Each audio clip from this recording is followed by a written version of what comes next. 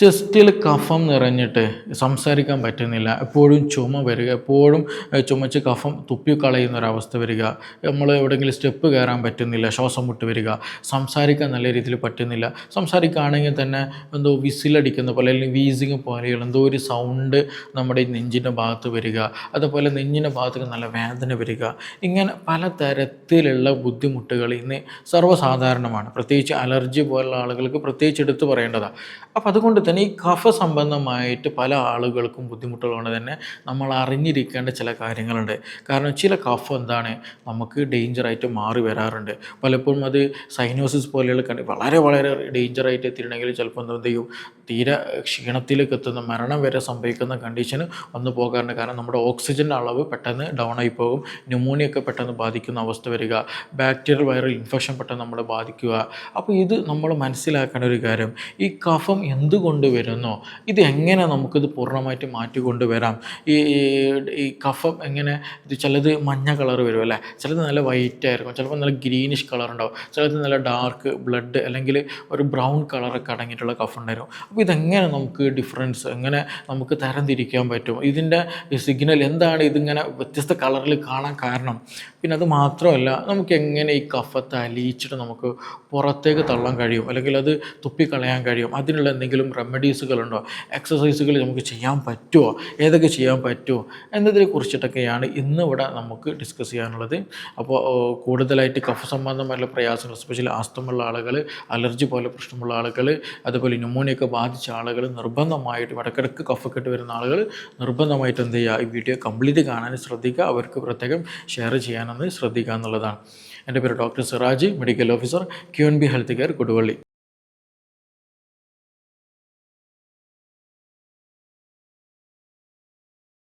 അപ്പോൾ ഞാൻ ഈ പറഞ്ഞു വരുന്നത്, കഫം ഉണ്ടാവുക എന്നുള്ളതൊരു നോർമൽ പ്രോസസ്സാണ്. പക്ഷേ ചില ആളുകൾക്ക് എന്ത് ചെയ്യാറുണ്ട്, കഫം നിൽക്കില്ല, നല്ല രീതിയിൽ എന്ത് ചെയ്യും, ചുമച്ചുകൊണ്ടേയിരിക്കുക, തുപ്പിക്കളയുന്ന, എപ്പോഴും തുപ്പേണ്ട ഒരു അവസ്ഥ, സംസാരിക്കാൻ പറ്റുന്നില്ല, അങ്ങനെ പല രീതിയിലുണ്ടാകും. പക്ഷേ ഇതിൻ്റെ ഡേഞ്ചറസ് ഇവിടെ ഒന്നുമില്ല.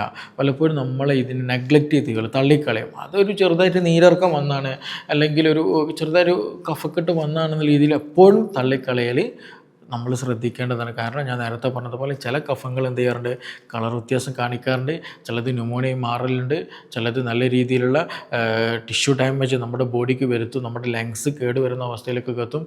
അപ്പോൾ അതുകൊണ്ട് തന്നെ എല്ലാ കഫ രോഗങ്ങളും നമ്മൾ എന്ത് ചെയ്യാൻ പാടില്ല, തള്ളിക്കളയാൻ പാടില്ല. ഈ കഫം വരാൻ തന്നെ പല കാരണങ്ങളുണ്ടെന്നുള്ളതാണ്.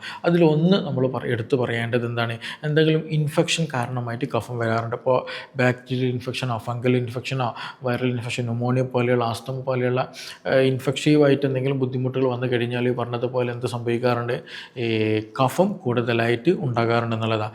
രണ്ടാമത് ശ്രദ്ധിക്കാനുള്ളത്, എന്തെങ്കിലും അലർജി റിലേറ്റഡ് ആയിട്ടുള്ള എന്തെങ്കിലും പൊടികൾ വരിക, അതുപോലെ തന്നെ സ്മെല്ല് ചിലപ്പം പറ്റാത്ത വരിക, അങ്ങനെയൊക്കെ വന്നു കഴിഞ്ഞാൽ നമ്മൾ എന്ത് ചെയ്യും, നമ്മുടെ മ്യൂക്കസ് കൂടുതലായിട്ട് പ്രൊഡ്യൂസ് ചെയ്യും. ഈ മ്യൂക്കസ് കൂടുതലായിട്ട് പ്രൊഡ്യൂസ് ചെയ്തിട്ടാണ് പിന്നെ അതിന് ഇൻഫ്ലമേഷൻ്റെ മെറ്റീരിയൽസൊക്കെ വന്നിട്ടാണ് പിന്നെ അത് കളർ ചേഞ്ച് കാണിക്കുന്നത്, അല്ലെങ്കിൽ അതിന് തിക്നെസ് പല മാറ്റങ്ങളൊക്കെ സംഭവിക്കുന്നത്. അപ്പോൾ അതിൻ്റെ ഒരു ഒറിജിൻ എന്ന് പറയുന്നത് നമ്മുടെ ശ്വസന നാളിയിലും അതുപോലെ ഈ ഒരു ഭാഗത്തൊക്കെ നമ്മുടെ ശ്വാസം പോകുന്ന ആ ഒരു വഴികളിൽ ഉണ്ടാകുന്ന ആ ഒരു മ്യൂക്കസ് പ്രൊഡ്യൂസ് ചെയ്യുന്ന, നമ്മൾ നേർത്തിട്ടുള്ളൊരു പാട പോലെയുള്ള ഒരു സ്റ്റിക്കി ആയിട്ടുള്ള മെറ്റീരിയൽ ഉണ്ടല്ലോ, അത് അബ്നോർമലായിട്ട് പ്രൊഡ്യൂസ് ചെയ്യുമ്പോഴാണ് കൂടുതലായിട്ട് കഫം നമുക്ക് ബോഡിയിൽ വരുന്നത്. അപ്പോൾ അതുകൊണ്ട് തന്നെ അലർജി പോലെ ബുദ്ധിമുട്ടുള്ള ആളുകളൊക്കെ വന്നിട്ടുണ്ടെങ്കിൽ, അലർജിക് ഇഷ്യൂസുള്ള ആളുകൾക്ക് എന്ത് ചെയ്യും, ഈ പറഞ്ഞതുപോലെ കൂടുതലായിട്ട് മ്യൂക്കസ് പ്രൊഡ്യൂസ് ചെയ്യും. അതുമൂലം ഇൻഫ്ലമേഷൻ മൂലം എന്ത് ചെയ്യും, ഈ പറഞ്ഞതുപോലെ ഇൻഫെക്ഷൻ മൂലം വരും, ഇൻഫ്ലമേഷൻ മൂലം ഈ പറഞ്ഞതുപോലെ കഫം കൂടുതലായിട്ട് നമ്മുടെ ബോഡിയിൽ പ്രൊഡ്യൂസ് ചെയ്യും. ഇനി മൂന്നാമത് നമ്മൾ ശ്രദ്ധിച്ച ചില ട്രിഗറിങ് ഫാക്ടേഴ്സാണ്. ചില ആളുകൾക്ക് തണുപ്പ് പറ്റൂല അല്ലേ, എന്തെങ്കിലും ട്രിഗറിങ്, ഞാൻ നേരത്തെ പറഞ്ഞ പോലെ ഈ ഒരു മ്യൂക്കസ് പ്രൊഡ്യൂസ് ചെയ്യുന്ന ഭാഗങ്ങളിലൊക്കെ എന്ത് ചെയ്യും, ചില ട്രിഗറിങ് അവിടെ ഉണ്ടാകുന്ന ടിഷ്യൂസിന് ഉണ്ടാക്കി കഴിഞ്ഞാൽ കൂടുതലായിട്ട് എന്ത് ചെയ്യും, മ്യൂക്കസ് പ്രൊഡ്യൂസ് ചെയ്യുന്ന ഒരു അവസ്ഥ വരും. അപ്പോൾ ചിലപ്പോൾ നമ്മൾ ചില പുകകൾ പറ്റില്ല, ചില സ്മെല്ലുകൾ പറ്റില്ല, അതുപോലെ തന്നെ ചില എൻവയോൺമെൻറ്റ്, ചില സാഹചര്യങ്ങൾ, ചുറ്റുപാടുകളൊന്നും ചിലപ്പോൾ നമുക്ക് പറ്റാത്ത ആളുകളൊക്കെ ഉണ്ടായിരിക്കും. അപ്പോൾ ആ ഒരു ട്രിഗറിങ് വരലോട് കൂടിയിട്ടും ചില ആളുകൾക്ക് ഈ പറഞ്ഞതുപോലെ എന്ത് ചെയ്യാറുണ്ട്, കഫം കൂടുതലായിട്ട് പ്രൊഡ്യൂസ് ചെയ്യാറുണ്ട് എന്നുള്ളതാണ്. ഇനി അതേപോലെ തന്നെ നമ്മൾ ശ്രദ്ധിക്കേണ്ടതാണ് സ്മോക്കിംഗ് കൂടുതൽ ആളുകൾക്കൊക്കെ എന്ത് ചെയ്യും ചില ഹാബിറ്റ്സ് എസ്പെഷ്യലി എടുത്ത് പറഞ്ഞിട്ട് സ്മോക്കിങ് ഈ പറഞ്ഞതുപോലെ ബുദ്ധിമുട്ടുകൾ അതുപോലെ മൈൻഡ് വർക്കുകൾ കൂടുതലായിട്ട് അങ്ങനെ ജോലി ചെയ്യുന്ന ആളുകൾക്ക് പിന്നെ കണ്ടുവരാറുള്ളത്. പക്ഷേ നമ്മുടെ ചുറ്റുവട്ടത്ത് കൂടുതൽ ആർക്ക് ഉണ്ടാകാറുണ്ട് ഇന്ന് സ്മോക്കിംഗ് ഉള്ള ആളുകൾക്ക് കൂടുതലായിട്ട് കഫം കണ്ടുവരാറുണ്ട് എന്നുള്ളതാണ്. അതേപോലെ തന്നെ ക്രോണിക് ആയിട്ട് ചെറുപ്പത്തിലേ ചില ആളുകൾ അല്ലെങ്കിൽ വർഷങ്ങളോളമായിട്ടുണ്ടാകുന്ന ഇടയ്ക്കിടയ്ക്ക് ഉണ്ടാകുന്ന കഫ സംബന്ധമായ പ്രയാസങ്ങൾ ചിലപ്പോൾ എന്തെങ്കിലും ആസ്തമായിരിക്കും, ചിലപ്പോൾ അലർജി ആയിരിക്കും. പക്ഷെ അത് കൂടി വരുന്ന സമയത്ത് ഒരു റേഞ്ചിലേക്ക് എത്തിക്കഴിഞ്ഞാൽ കൃത്യമായിട്ട് ട്രീറ്റ്മെൻറ്റ് ഒന്നും എടുക്കാതെ നമ്മൾ മൂവ് ചെയ്ത് കഴിഞ്ഞിട്ടുണ്ടെങ്കിൽ പിന്നീട് എന്ത് ചെയ്യും എപ്പോഴും കഫം പ്രൊഡ്യൂസ് ചെയ്യുന്ന ഒരു കണ്ടീഷനിലേക്ക് നമ്മുടെ ബോഡി എത്തുന്നൊരവസ്ഥ ഉണ്ട് എന്നുള്ളതാണ്. അപ്പോൾ ഈ പല കാരണങ്ങൾ ഇൻഫെക്ഷൻ കാരണമായിട്ടും ഇൻഫ്ലമേഷൻ കാരണമായിട്ടും എന്തെങ്കിലും ട്രിഗറിങ് കാരണമായിട്ടും അലർജിക് ഇഷ്യൂസ് കാരണമായിട്ടും ചില ഹാബിറ്റ്സുകൾ കാരണമായിട്ടും ചില അസുഖങ്ങൾ കാരണമൊക്കെ ആയിട്ട് എന്ത് ചെയ്യാറുണ്ട് ഈ കഫം നമ്മുടെ ബോഡിയിൽ പ്രൊഡ്യൂസ് ചെയ്യാറുണ്ട്. അപ്പോൾ അവിടെ ഒരു പോയിൻ്റ് ഉണ്ട്. കാരണം നമുക്ക് കഫം ഉണ്ട് അല്ലെങ്കിൽ നമ്മൾ അറിയുന്ന ഒരാൾക്ക് കഫം ഉണ്ടെങ്കിൽ അത് എന്തുകൊണ്ടാണ്, ഇതിൽ ഏത് കാരണം കൊണ്ടാണ് കഫം ഇത് മാറാത്തത്, എവിടെ നിന്നാണ് ഇത് തുടങ്ങുന്നത് എന്നുള്ളത് നമ്മൾ എന്ത് ചെയ്യണം, അതിൽ അറിഞ്ഞിരിക്കൽ വളരെ അത്യാവശ്യമാണ്. ഇനി ഇത് മാത്രമല്ല, ഈ കഫം നമ്മൾ പുറന്തള്ളുന്ന സമയത്ത് പല തരത്തിൽ കളറുകൾ കാണാറുണ്ട്. ഒന്ന് നോർമലായിട്ടുള്ളതുകൊണ്ട് നോർമൽ അല്ലാത്തതുകൊണ്ട്. ഇപ്പോൾ നോർമലാണെന്നുണ്ടെങ്കിൽ നമുക്കത് വളരെ തിന്നായിട്ട് നല്ല നോർമൽ ഒരു വൈറ്റ് വെള്ള കളറിൽ എന്ത് ചെയ്യാറുണ്ട് ഇടയ്ക്കൊക്കെ നല്ല സ്റ്റിക്കി എന്നുണ്ടാവും, കൂടുതൽ സ്റ്റിക്കി ആയിട്ടുള്ളതായിരിക്കും. അതേസമയം നല്ല തിന്നായിരിക്കും ഉണ്ടാവും, കൂടുതൽ വളരെ വലിയൊരു ലാർജ് എമൗണ്ട് ഒന്നും ഉണ്ടായിരിക്കില്ല. അപ്പോൾ വളരെ സ്മോളായിട്ട് ഒരു വൈറ്റിഷ് കളറൊക്കെ ആയിട്ട് സ്റ്റിക്കി ആയിട്ടുള്ള കഫം പോകുന്നുണ്ടെങ്കിൽ അത് നോർമൽ, വലിയ പ്രശ്നമൊന്നുമില്ല.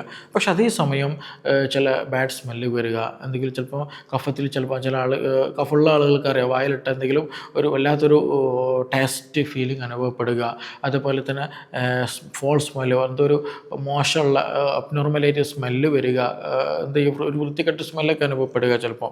അപ്പോൾ ഇതൊക്കെ ഉണ്ട് എന്നുണ്ടെങ്കിൽ ഈ പറഞ്ഞതുപോലെ എന്താണ് അതൊരു അബ്നോർമാലിറ്റി ഉണ്ട്, അവിടെ എന്തൊരു പ്രശ്നം ഉണ്ട് എന്നുള്ളതാണ്. പ്രത്യേകിച്ച് കളറിൻ്റെ എടുത്ത് നോക്കുകയാണെന്ന് ചില ആളുകൾക്ക് നോർമലായിട്ട് വൈറ്റിഷ് വരാറുണ്ട്, ചില ആളുകൾക്ക് വൈറ്റിഷ് എന്താണ് നോർമലാണ്, പക്ഷേ ചില ആളുകൾക്ക് യെല്ലോയിഷ് ആയിട്ടും ഗ്രീനിഷ് ആയിട്ടും ഉണ്ടാകാറുണ്ട്. അപ്പോൾ യെല്ലോയും ഗ്രീനൊക്കെ ആക്ച്വലി എന്താണ് ഇൻഫെക്ഷൻ ഉണ്ട് എന്നുള്ള സിഗ്നലാണ്. അപ്പോൾ നമ്മളിത് ചെക്ക് ചെയ്യണം കേട്ടോ, ഈ ഒരു യെല്ലോ കളറാണോ അല്ലെങ്കിൽ ഗ്രീൻ ആണോ എന്നുള്ളത്. അപ്പോൾ യെല്ലോ ഗ്രീൻ ആണെന്നുണ്ടെങ്കിൽ എന്താണ് അവിടെ ഇൻഫെക്ഷൻ, വൈറൽ ഇൻഫെക്ഷനോ ഫംഗൽ ഇൻഫെക്ഷനോ അതുപോലെ ബാക്ടീരിയൽ ഇൻഫെക്ഷനോ ഉണ്ടോ എന്നുള്ളത് നമ്മൾ ഉറപ്പുവരുത്തുക എന്നുള്ളതാണ്. ചില ആളുകൾക്ക് ഡാർക്ക് കളർ വരാറുണ്ട്, അല്ലെങ്കിൽ ഒരു ബ്രൗണിഷ് ആയിട്ട് അല്ലെങ്കിൽ റെഡിഷ് ഒക്കെ ആയിട്ട് കളർ വരാറുണ്ട്. അതിനർത്ഥം എന്താണ് എവിടെയോ ചെറിയ രൂപത്തിൽ ബ്ലീഡിങ് ഉണ്ട് എന്നുള്ളതാണ്. ചിലപ്പോൾ നമ്മൾ നല്ല രീതിയിൽ ചുമച്ച് കഴിഞ്ഞാൽ എന്ത് ചെയ്യും, നമ്മുടെ ത്രോട്ട്സിലൊക്കെ ചെറിയ രക്തക്കുലൊക്കെ പൊട്ടിയിട്ട് രക്തമൊക്കെ വരും.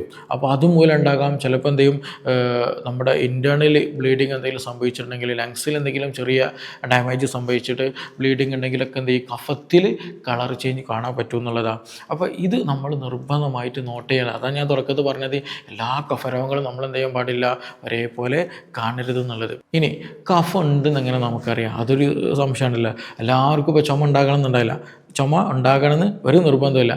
ഈ കഫം നിറഞ്ഞിട്ടുള്ള ചില അടയാളങ്ങളുണ്ടാകും കഫം നിറഞ്ഞ് തുടങ്ങി. ഒന്ന് എന്താണെന്ന് വെച്ചിട്ടുണ്ടെങ്കിൽ നമ്മുടെ നെഞ്ചിൻ കൂടെ ഈ ഒരു ഭാഗത്തൊക്കെ നല്ല രീതിയിൽ വേദന വരിക, ഒരു ടൈറ്റ്നെസ്, ഒരു ഹെവിനെസ്, ഒരു കനം അനുഭവപ്പെടുന്നുണ്ടെങ്കിൽ അതൊരു അടയാളം.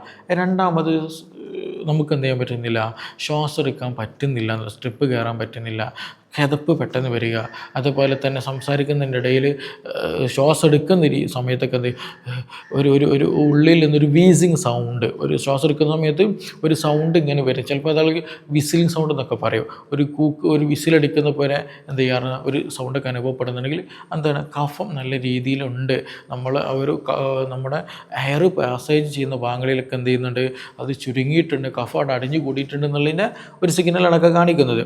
അതേപോലെ തന്നെയാണ് ഇടയ്ക്കിടയ്ക്ക് ഇങ്ങനെ തൊണ്ട ഈ തരത്തിലുള്ള ഒരു സൗണ്ട് വരിക, കഫം കുറച്ചിങ്ങനെ വരുന്നുണ്ടെങ്കിൽ സംതിങ് എന്തോ കഫം ഒരു നീരുണ്ട്, കഫക്കെട്ടിന് ചെറിയ പ്രശ്നമുണ്ട് എന്നുള്ളത് നമുക്ക് മനസ്സിലാക്കാൻ പറ്റും. ആ ത്രോട്ട് ക്ലിയറൻസ് ഉള്ള ഇടയ്ക്കിടയ്ക്ക് ഇങ്ങനെ തൊണ്ട ഇങ്ങനെ ചൊറിയുക, അതേപോലെ ഇടയ്ക്ക് ഇങ്ങനെ ചെറിയ രൂപത്തിൽ കഫാണെന്നുണ്ടെങ്കിൽ വരുന്നുണ്ടെങ്കിൽ സംതിങ് ഒരു നീർക്കെട്ടും കഫക്കെട്ടിന് പ്രശ്നമുണ്ട് എന്നുള്ളത് നമ്മൾ നിർബന്ധമായും മനസ്സിലാക്കേണ്ടതാണ്. ഇതിൻ്റെയൊക്കെ കൂടെ തന്നെ നിങ്ങൾക്ക് നല്ല ക്ഷീണം വരുന്നുണ്ട്, അതുപോലെ നല്ല പനിയൊക്കെ ഉണ്ടെന്നുണ്ടെങ്കിൽ എന്ത് ചെയ്യണം, അത് ഇൻഫെക്ഷൻ കൂടി ഉണ്ട് എന്നുള്ളൊരു സൂചനയാണ്. ഇൻഫെക്ഷൻ ഉണ്ട്, നല്ല രീതിയിൽ കഫം വരുന്നുണ്ട്, പനി ഉണ്ടെങ്കിൽ ചിലപ്പോൾ അത് വളരെ രീതിയിൽ ഇൻഫെക്ഷനിലൊക്കെ നമ്മൾ എത്തിക്കും. അപ്പോൾ പനി ഉണ്ടോ എന്നുള്ളത് നമ്മൾ ശ്രദ്ധിക്കേണ്ടതാണ്. അതേപോലെ വളരെ ഡേഞ്ചറൊക്കെ ആയിട്ടുണ്ടെങ്കിൽ സൈനോസിസ് എന്നുള്ള കണ്ടീഷൻ എത്തിക്കും. അതായത് ബ്രീത്തിങ് ശരിക്കും പറ്റില്ല, ശ്വാസം എടുക്കാൻ പറ്റുന്നില്ല, ഉറങ്ങാൻ പറ്റുന്നില്ല, പലതരത്തിലുള്ള അസുഖങ്ങൾ ഉണ്ടായിരിക്കും. മാത്രമല്ല നമ്മുടെ കൈ വിരലുകൾ സ്കിന്നുകളൊക്കെ എന്ത് ചെയ്യും, ഒരു ബ്ലൂയിഷ് കളർ, ഒരു നീലം പിടിച്ച ഒരു നീല കളറിലേക്ക് എത്തുന്ന ഒരവസ്ഥ വരും എന്നുള്ളത്. കാരണം എന്താണ്, അവിടെ ഓക്സിജൻ ശരിയായ രീതിയിൽ ശരീരത്തിൽ കിട്ടാത്ത സമയത്താണ് ആ ഒരു ബ്ലൂയിഷ് കളർ വരുന്നത്. അപ്പോൾ നമ്മുടെ ശരീരത്തിൽ ഈ പറഞ്ഞ കഫക്കെട്ട് കൂടിയിട്ടുണ്ടെങ്കിലാണ് ഈ പറഞ്ഞ ചെസ്റ്റിന് ടൈറ്റ്നസ് കിട്ടുന്നത്, നമുക്ക് ശ്വാസം മുട്ടുണ്ടാക്കുന്നത്, അതേപോലെ സംസാരിക്കുന്ന സമയത്ത് ശ്വാസം എടുക്കുന്ന സമയത്തൊക്കെ വീസിങ് പോലെയുള്ള പലതരത്തിലുള്ള സൗണ്ടുകൾ, വിസിലിംഗ് സൗണ്ടുകളും വീസിങ് സൗണ്ടുകളൊക്കെ വന്നു പോകുന്നത്. അതേപോലെ സൈനോസിസ് പോലെയുള്ള പ്രശ്നങ്ങൾ, നീലം പിടിക്കുന്ന ഒരവസ്ഥയൊക്കെ നമ്മുടെ വിരലുകൾക്ക് സ്കിന്നിനൊക്കെ സംഭവിച്ചു പോകുന്നത് എന്നുള്ളത്. അപ്പോൾ അവിടെ ഒരു ചോദ്യമുണ്ട്, അവിടെ ഒരു ചോദ്യം കൂടെ ഉണ്ട്, എന്ത്, ഇത് എങ്ങനെയാണ് അപ്പോൾ ഈ ഒരു കഫ ഉണ്ടാകുന്നത് അല്ലെങ്കിൽ ബുദ്ധിമുട്ടുണ്ടാകുന്നുള്ളത്. ഒന്ന് ഈ പറഞ്ഞതുപോലെ നമ്മുടെ ഈ ഒരു ശ്വസന നാളിയിൽ എന്ത് സംഭവിക്കും, ഇൻഫെക്ഷനൊക്കെ വന്നിട്ട് കൂടുതലായിട്ട് എന്ത് ചെയ്യും, മ്യൂക്കസ് പ്രൊഡ്യൂസ് ചെയ്യും. അപ്പോൾ നമുക്ക് എന്ത് ചെയ്യും, ആ ഒരു നോർമലി ഉള്ള ആ ഒരു അതിൻ്റെ വലുപ്പം, അതിൻ്റെ സൈസിലൊക്കെ മാറ്റം വരും. അപ്പോൾ സ്വാഭാവികമായിട്ട് ശ്വാസം എടുക്കുന്ന സമയത്ത് വീസിങ് സൗണ്ടോ വിസിലിംഗ് സൗണ്ടൊക്കെ വരും. അതേപോലെ തന്നെ കൂടുതലായിട്ട് എപ്പോഴും ഇൻഫെക്ഷനൊക്കെ വന്നു കഴിഞ്ഞാൽ സ്വാഭാവികമായിട്ട് എന്ത് ചെയ്യും, അവിടെ എന്ത് ചെയ്യും, അവിടുത്തെ ആ ഒരു എപ്പിത്തിലിയൽ ലെയറിനൊക്കെ ഡാമേജ് സംഭവിച്ചിട്ട് അവിടുത്തെ തിക്നെസ് കൂടും എന്നുള്ളതാണ്. നോർമൽ ഉണ്ടാകുന്നതിനേക്കാൾ കട്ടി ആർക്ക് കൂടും, എപ്പോഴും ഇൻഫെക്ഷനും ബുദ്ധിമുട്ടുള്ള ആളുകളുടെ ശ്വസന നാളത്തിന് കട്ടി കൂടും. അപ്പോൾ ശ്വാസം എടുക്കാൻ ബുദ്ധിമുട്ട് വരും, ചെറിയ ഗ്യാപ്പ് ഉണ്ടാവുള്ളൂ കാറ്റ് കടന്നു പോകാൻ, ശ്വാസം കടന്നു പോകാൻ. അപ്പോൾ നമ്മളെപ്പോഴും ശ്വാസം എടുക്കാനും ബുദ്ധിമുട്ട്, ശ്വാസം എടുക്കുന്ന സമയത്ത് സൗണ്ട് വരാനുള്ള സാധ്യത വളരെ കൂടുതലാണ്. അതുപോലെ തന്നെ ചില സമയത്ത് മ്യൂക്കസ് പ്ലഗിങ് എന്നുള്ള ഒരവസ്ഥ വരും. അതായത് മ്യൂക്കസ് കംപ്ലീറ്റ്ലി ഒരു അടഞ്ഞു പോകുന്ന അല്ലെങ്കിൽ കഫം സ്റ്റക്കായി പോകുന്ന ഒരവസ്ഥ വരുന്ന ഒരു കണ്ടീഷൻ ഉണ്ടാകാറുണ്ട്. അതുപോലെ തന്നെ നമ്മൾ കൂടുതൽ മ്യൂക്കസ് പ്രൊഡ്യൂസ് ചെയ്ത് കഴിഞ്ഞിട്ടുണ്ടെങ്കിൽ പെട്ടെന്ന് ഇൻഫെക്ഷൻ എന്ത് ചെയ്യും, പെട്ടെന്ന് ഉണ്ടാകാനുള്ള സാധ്യതയും കൂടുതലാണ്. അപ്പോൾ ശരിക്കും പറഞ്ഞാൽ പല കാരണങ്ങൾ കൊണ്ട് എന്ത് സംഭവിക്കാറുണ്ട്, ബോഡിയിൽ കഫം വരാനും അത് കളറ് മാറ്റം ഉണ്ടാകാനും പിന്നെ അങ്ങനെയുള്ള പല അടയാളങ്ങൾ കഫമുള്ളത് നമ്മുടെ ശരീരം കാണിക്കുന്നുണ്ട് എന്നുള്ളതാണ്. അപ്പോൾ ഇനി ഇത് ഒഴിവാക്കാൻ ചില കാര്യങ്ങൾ നമുക്ക് ചെയ്യാൻ പറ്റും.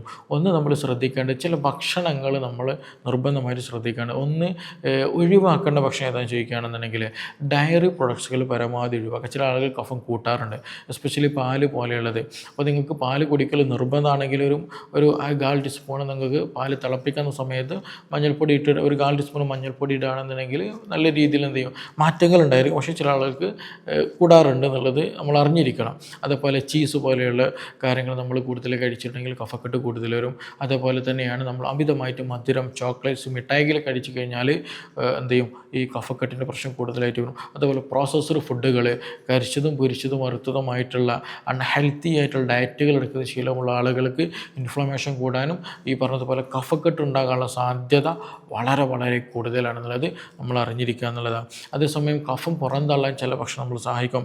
എസ്പെഷ്യലി എടുത്ത് പറയുന്നത് ഉള്ളി നന്നായിട്ട് ഹെൽപ്പ് ചെയ്യുന്ന, കുരുമുളക് നന്നായിട്ട് ഹെൽപ്പ് ചെയ്യും, ഗ്രാമ്പ് പോലെയുള്ള നല്ല ഭക്ഷണ പദാർത്ഥങ്ങളുണ്ടല്ലോ, എസ്പെഷ്യലി മല്ലി പോലെയുള്ള, മഞ്ഞൾ പോലെയുള്ള ഭക്ഷണ പദാർത്ഥങ്ങളൊക്കെ ഇഞ്ചി നല്ലതാണ്.